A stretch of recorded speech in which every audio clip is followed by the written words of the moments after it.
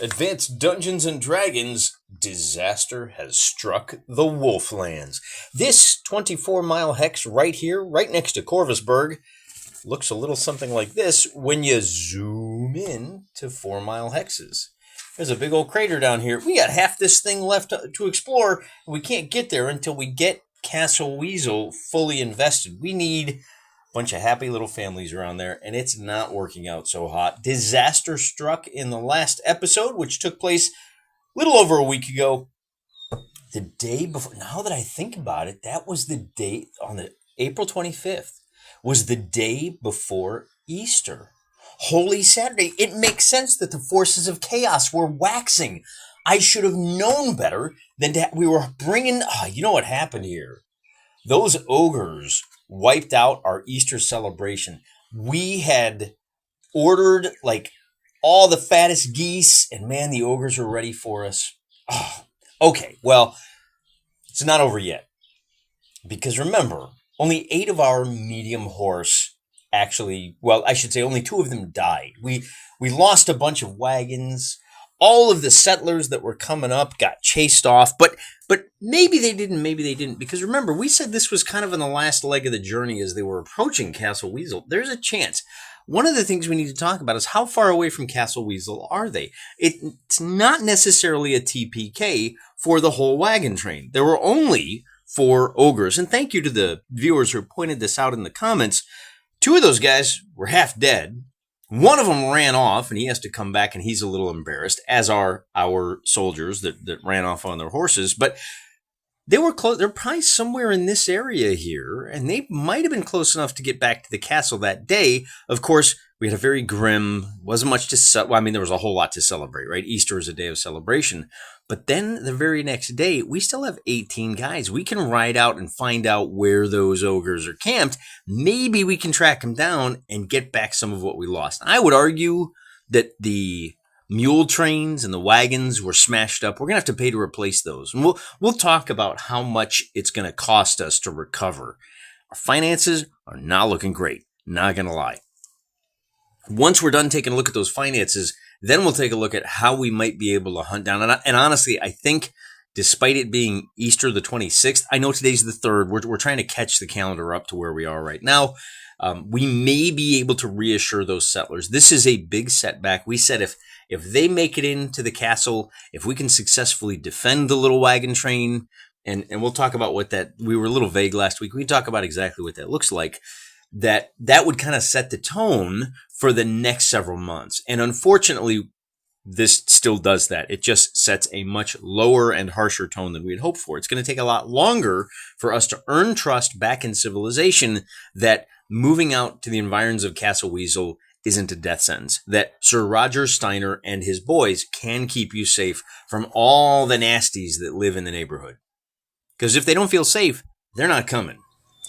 We're going to run through this a little bit backwards today. I'm going to go down the finances, explain how much it's really going to cost us to have that disaster.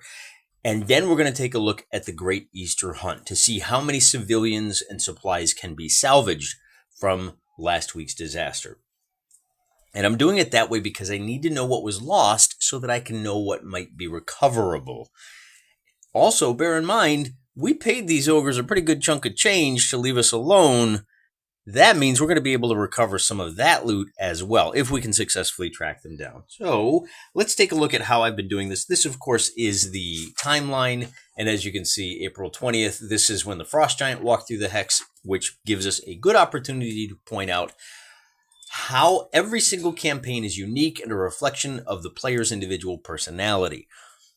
Somebody said, hey, why didn't you just pay that Frost Giant to go take care of the toads for you? To which my response is, because I rolled negatively. I had a really bad reaction. He didn't want anything to do with us. And frankly, a 10-hit die monster walking through our Hex, I'm glad that was the worst that happened. It could have been way more damaging. However, that's one of those little decisions that you make in your campaign that looks very different from mine. If you have the exact same rolls, you could build a very, well, I mean, not this one doesn't count, but the map that I showed you earlier could look very different for you. I had a depression. I said it's a crater. You have a depression. You say it's a lake. very different campaigns using the same dice rolls. Very much a reflection of who and what you are. Also, Pink Phantom pointed out, you know, caravans, if you take a look at those, and I just so happen to have a little manual here that is full of monsters, and the hand rubbing monsters that are the merchants, the happy little wandering merchants are in here, but they are listed under man.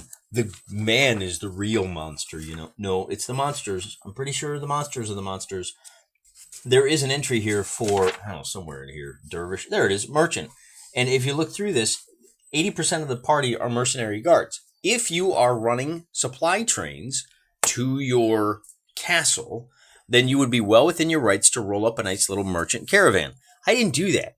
I said I paid for drovers. This is not caravans. I'm buying the mules and the horses and the wagons and the guards. And I bought not nearly enough guards.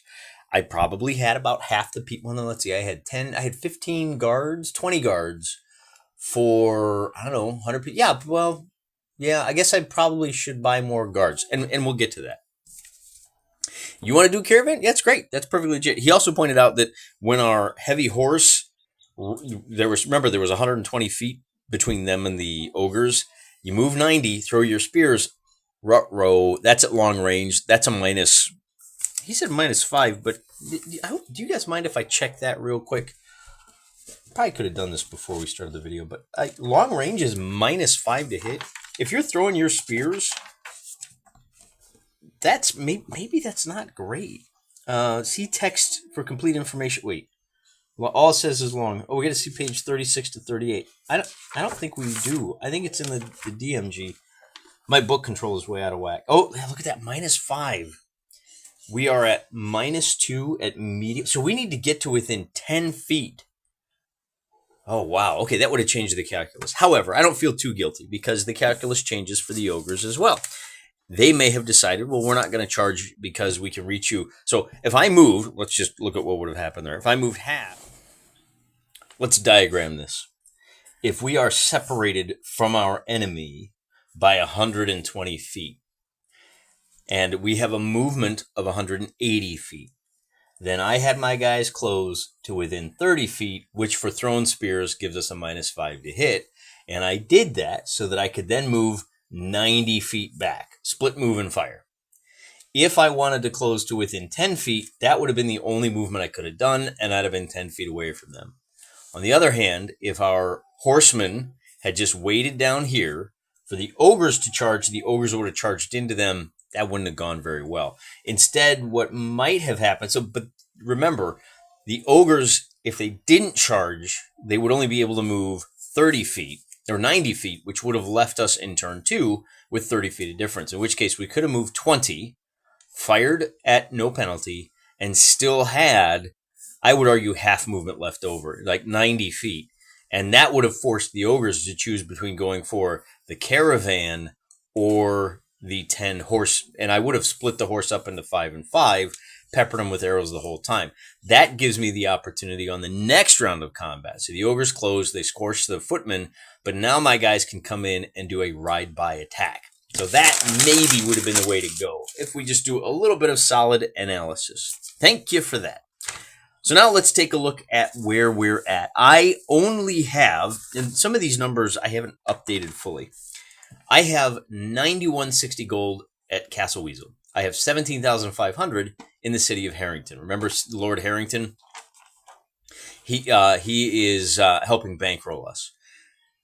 All right, so I've only got about 26,660, right? So to replace my losses. And if we take a look at that, if I want to bump my guys up anymore, I'm going to have to increase my supplies. And that chart looks a little something like this. My support.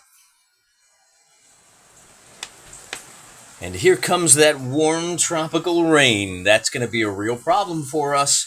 Trying to hunt down these ogres. Remember, in my campaign, whatever the weather is outside, that's the weather in the campaign. Is that going to make it harder to find those ogres or easier? I don't know.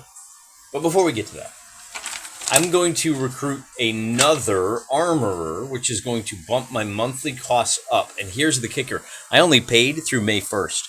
I got to pay 3 months salary to everybody. No recruitment bonus this time because they're already around. That's going to get me up through July 1st. So we'll take a look at what that costs here in a little bit. I got to replace my wagons, my draft horse. This is why I recorded the setup. 1,300 gold pieces. Just doing a full swap. Just going to replace them all. Now, this is what I'm talking about, where I may be able to recoup some of my investment. If I can get back a few mules, a few handlers, and I'm not going to like nickel and dime all of this stuff. You'll see why in a bit. Now, our construction boys, they're still behind the castle. They're fine. But what this means is that instead of 1,000 gold a month, we're going to be at, well, that's going to be 860 plus 65 plus 2. Ooh, I didn't run the numbers on this. That's going to be 1,000. 60 plus 60 is 120. 320. It's going to be 1,300 a month. Why do I have 1,000 here? That's completely wrong. It's going to be 1,350 a month. Oh my goodness. All right, now let's talk about replacements. So I'm going to replace 10 foot, 10 archers. I know I only lost 5 of each. Some of those weren't hurt. Some of those were. Again, I'm not nickel and diming this. I'm just hitting myself where it hurts in the purse. So I'm going to have the same number of infantry that I did before the disaster. I will buy 10 more medium horse. That puts me at 30 medium horse. I'm sending 20 guys with every single caravan. I think if we'd had an extra 10 guys, that would have given us the oomph that we needed to chase off those ogres. What does that mean for us? Well, if I buy a unit of heavy foot, that's going to cost me 2,100. Oh no, I'm sorry. See, it says here 1,000 to equip. If I buy another unit of archers, that's 850. If I buy 2 units of medium horse, that's 3,500 each. That's 7,000. Oh my goodness. That's a lot of money. Not only that, but now I've got 3, 4, 5, 6, 7, 120 guys. And so this is where support comes into play. With 120 guys, I'm actually going to pay that extra armor. Brings me up to 160. Remember, this armor is also taking care of the little loose ends. My adventurers, by Lord Steiner, or Sir Steiner, right? Deacon Harrison Hill, Captain Von Traps, all of these guys. So if we take a look at this, I actually have 30 medium horse. So like I said, that gives me 120 guys. Whew. And then I have some reinforcements here, but whatever. All right, so let's tally up all of the costs. What is it going to cost me? Well, like I said, the extra armor is 100 a month, and then 100 to get started, plus the wagons, 1,300, 7,000 for the horsemen. I know 8 of them survived, but you know, bear with me here because we're sending 18 out. Probably going to lose some more, and then just keep the numbers round and to keep esprit de corps up, that sort of thing. That means it cost us 10,050 gold just to replace the units and bring us back to where we were.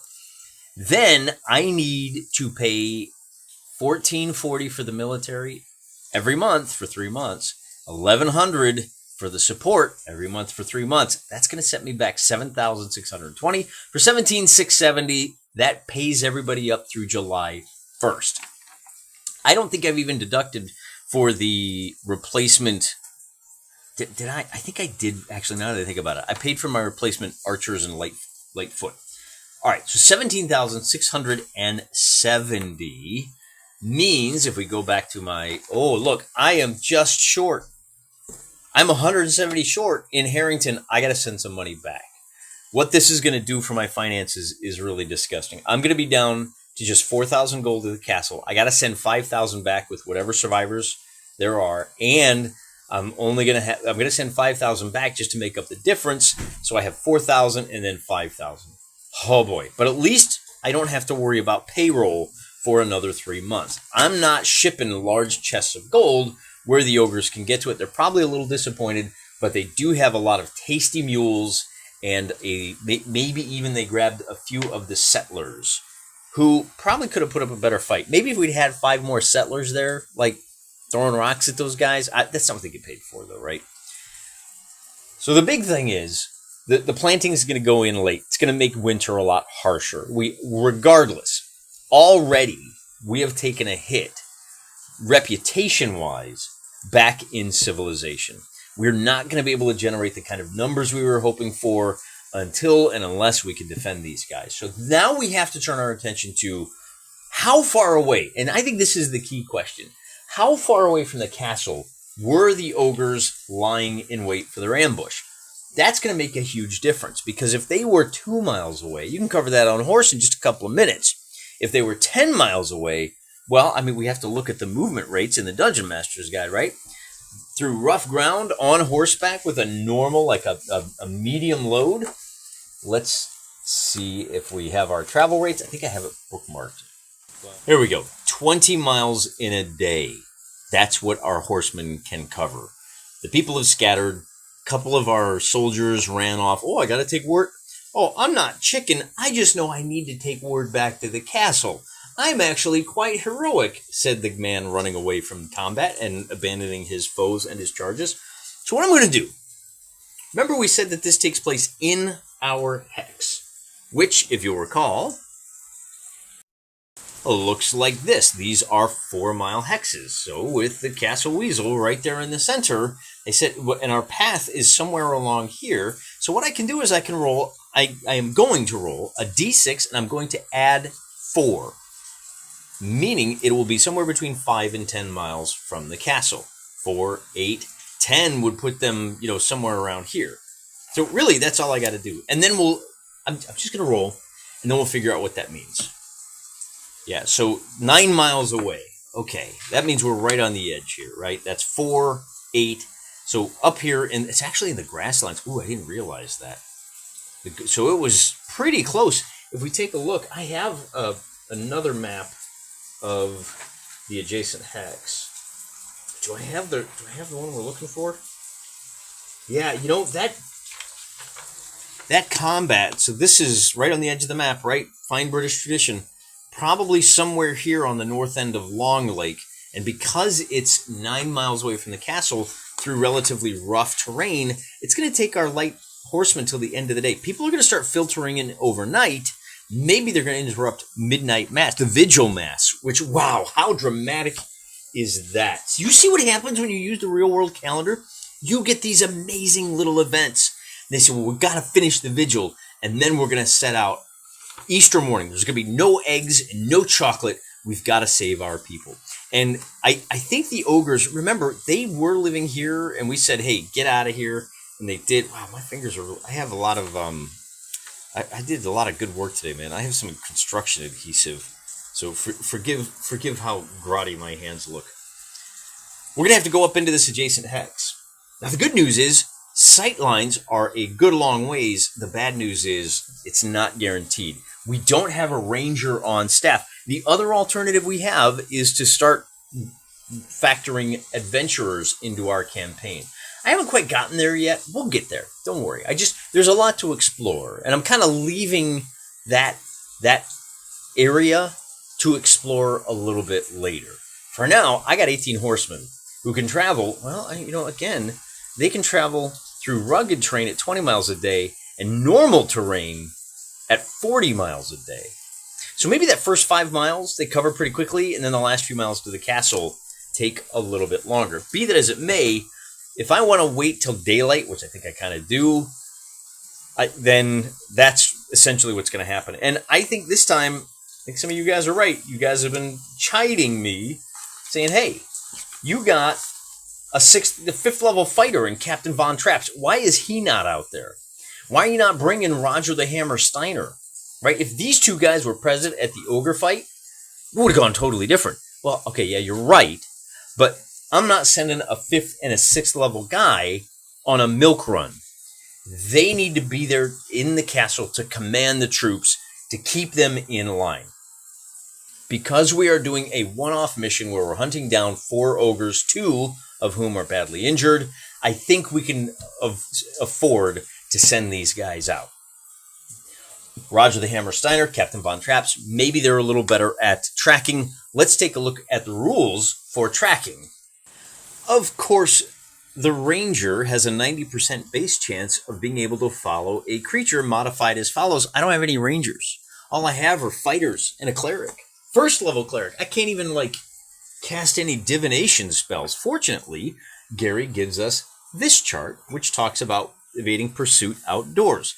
I'm going to modify this. Remember, you're allowed to add modifiers. You're allowed to fill in the blank spaces on the map of the game. I would not say the movement speed is 30. I wouldn't change the rules of the game, but I would say, hey, you know what? There's not a rule in here for what if it's miserable wet? What difference does the weather make? Well, they're not in here, but it's reasonable to add them in. So if we take a look, the base chance of evading pursuit, these ogres have an 80% chance of getting off scot-free.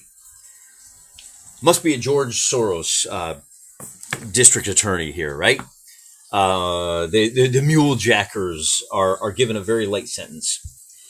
Well, he's not. All right, we got some based knights that are chasing after them. So now we take a look at the movement speed adjustment. The pursuit is faster? No. Remember, we're on medium horses, and again, both the captain and our boss man, Sir Roger, are going to be riding medium horses too. That means they got a movement speed of 180. So from 80% chance of evading pursuit, but that falls to 60%. Then because we're in the plains, that falls to just 10% because, remember, see, plains, a terrain adjustment, minus 50. However, some of it's in the scrublands. So I'm going to add 10. Takes us up to 20% chance. The pursued party is fewer than 6 creatures? No, they're actually not. I know there are 4 ogres. However, they have mules and a lot of supplies. They're heavily laden. So we're going to call that nothing. So the pursued, we're still at 20%. The pursuing party is 12 to 24 creatures. Well, it's 20 dudes and 20 mounts. That's 40. Oh, you know what? That's cheap, though. I'm counting each knight on a horse as 1 creature. So we're still at 20% chance that we can catch these guys. Then, light equal to full daylight. Well, that's not quite true, is it? Because it's cloudy and it's rainy. So we're going to call it twilight. So that gives us minus 10. So we're actually Starlight Dark Night. If they want to evade, maybe we just give it 0. However, so they got a 20% chance that they're going to escape. We can't catch them. However, I'm going to double that. Let's call it 25% actually, because we're going through the wet, miserable rain. It's going to slow our guys down. It's going to hide the tracks, but we do know where they're starting from. We also have a situation where, why don't we call it, based on these, it's usually about 10 to 20%. So why don't we call it 20% for the rain and 20% for the delay that's harming our boys. And so that means if you run all of those numbers, we have a 50% chance. We have that the ogres evade. So anything less than 50, 01 to 50, oh boy. We are not going to be able to find them after a full day searching. We lose their trail and we have to go back home.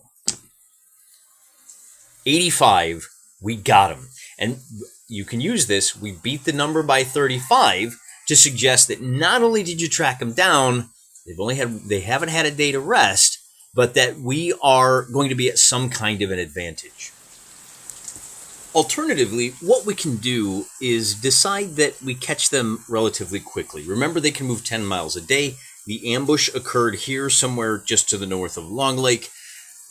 They will be able to run 10 miles on day 1 and then dragging those mules another 10 days. So we're just going to be able to catch them right here. This does allow me to explore 2 additional hexes. We picked up their scent. We tracked them to here. And of course, at 10 miles, we wouldn't be able to see them until we got into the same hex as the ogres, which means I need to roll twice on the plains to find out what kind of terrain we tracked them through. With a 6, the first hex is plains, and with a 15, the second hex is desert. So we have plains right here, and then we have a dry desert. That seems a little weird to me. Just a little patch. So we'll call it the sand pit. And this is where sandy hills. For some reason, there's like low dunes here, and that's where their lair must be. So we've tracked them down, and we're in the plains still. So this time, for the first time in a while, when it comes to encounter distance, remember it's 6d4. I'm going to roll a handful of dice, and encounter distance is up here. Any 5s and 6s, I'm going to re-roll. So I have an equal chance of 1s through 4s. And I got a pair of 5s, so our encounter distance when we finally stumble on them is going to be 6, 10, 140 feet this time. Then we have to roll 4 surprise. And since we're tracking, well, maybe we're surprised and maybe we're not. I'm going to roll. The white die is for the good guys. Black die is for the ogres. And oh my goodness. Oh, we kind of blundered into them. We thought they'd be way further ahead. Come around the corner, and there they are, just 140 feet away. The ogres now have the drop on us. They have 2 surprise rounds. They can move in and wail on us, except maybe they're not. Maybe because they're so badly hurt, we should make a morale check for them just to see how they respond. Remember, that's the power of the oracular dice. And this is just to see how much of a fight they're willing to put up, given that we've now reduced their numbers considerably. So we find our reaction, and people tend to treat this chart as though it was only about, hey, do you like me? Do you like me? Do you want to go to prom with me? And that's just not the case. This can be used for a whole lot of different situations. We can add some modifiers in here, same way we do with morale. Let's just roll the dice first, and then we'll kind of see what that means. Hold on, before I roll those, I didn't see them. The lower it is, the more likely they are to take full advantage of surprise and come at us.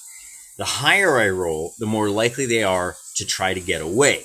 And we can go through the evasion process one more time. So with a 40, that's going to be uncertain but prone towards fighting. So they're going to gear up. Remember, they have a movement of 90 feet. So they're going to be able to move in, charge, and get in a round of attacks on us. So these 4 ogres, they're not having it. This is their stuff, and they're coming at us.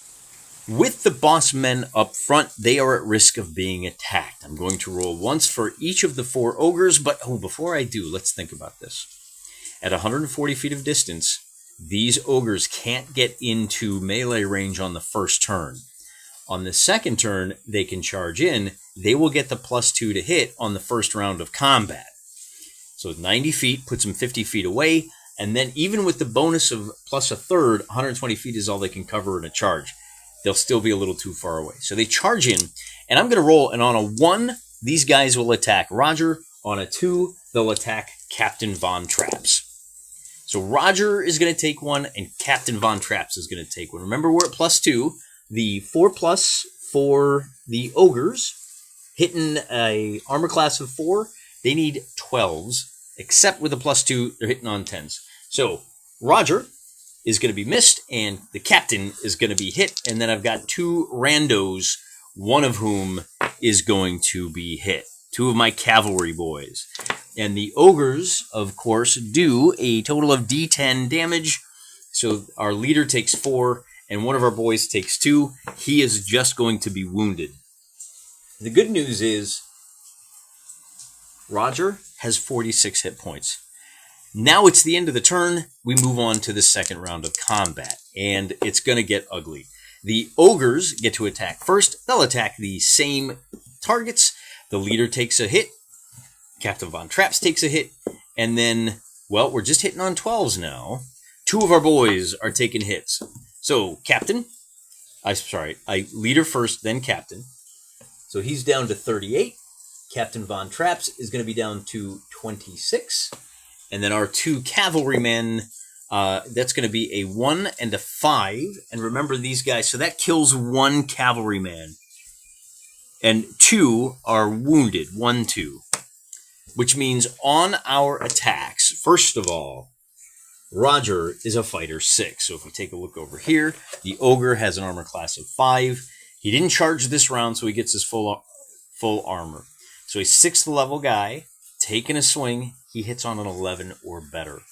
A 5th level guy also hits an 11 or better. So the 2 ogres that are fighting the captain, our leader and our captain are both going to miss. But they got backups. Now horses are pretty close, pretty big. So I'm only going to allow 2 attacks on each of these ogres. The first ogre is unhurt. He's going to take, and the guys that are riding these horses, they are wielding, if memory serves, they do have spears. They're going to be using the spears. They're going to be thrusting with those. And there's a good reason for that. When you attack with spears, and I'm pulling out my player's handbook just to double check, spears are going to do damage to large, they're going to be doing D8. Yeah, that's what we like.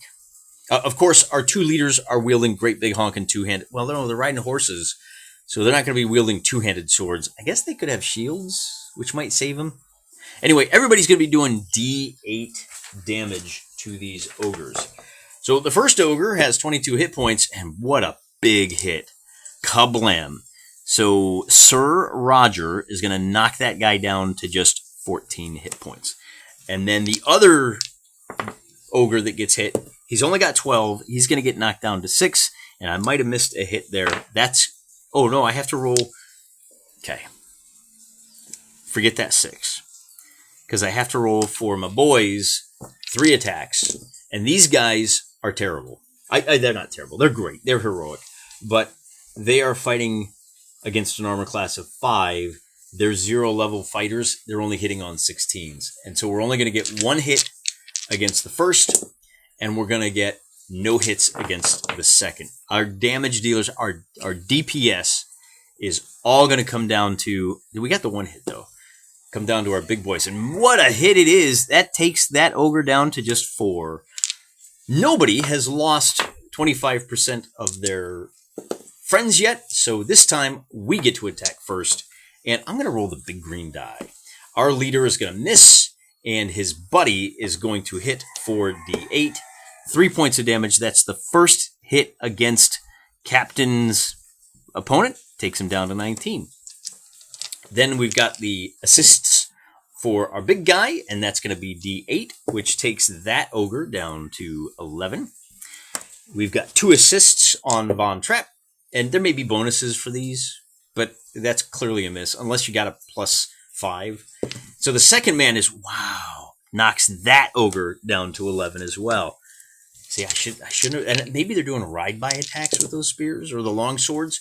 That's going to be 1 hit on the guy with 4 hit points and 2 hits on the guy with 8. So the first guy is going to die. I should say the first ogre, and we're going to do a total of 8.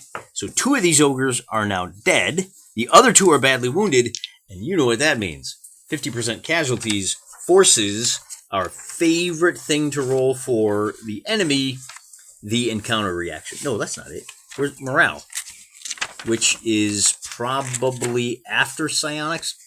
My book control is a little embarrassing. Attack forms, types of insanity. Where's morale? Here we go. Half of the party has been slain. Check at 15%. Morale checks are used to determine the amount of will. Base unmodified score is 50%.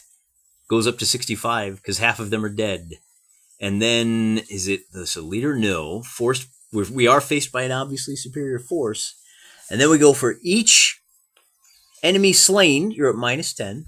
All right, we were at 65, but they killed one of us, so they're at 55.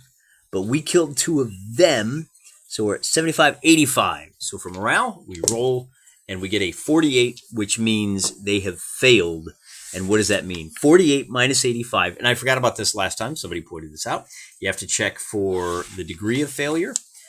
And 48, 85, that's going to be 38, which puts us at flee in panic. They are going to turn and race off, which means our leader is going to get to deliver 1 back shot at +2. He will miss. Captain Von Traps is going to hit for 5 points of damage, taking that ogre down to just 6. Then we have plenty of assists. Our leader is going to get 1 hit as an assist, and that's going to knock his ogre down to 8 hit points. We get 2 assists for Captain Von Trapp, and man, the numbers are really telling. We get 6, which is just enough to kill that ogre, and that last ogre is going to get hunted down. I'm just going to talk it out. I've got 19 guys that are faster than the ogre. He's not going to make it. The only chance he has is to kill 1 more guy. and he rolls a 15, he does D10 damage, and if he rolls high enough, he rolls 4, which is, let's see how many hit points that guy had. So he does 4 points of damage to a man who has, if I roll a 5 or a 6, he survives. Now he's hurt, he's going to have to heal up, but we have successfully defeated the last of the ogres. The ogres are now gone.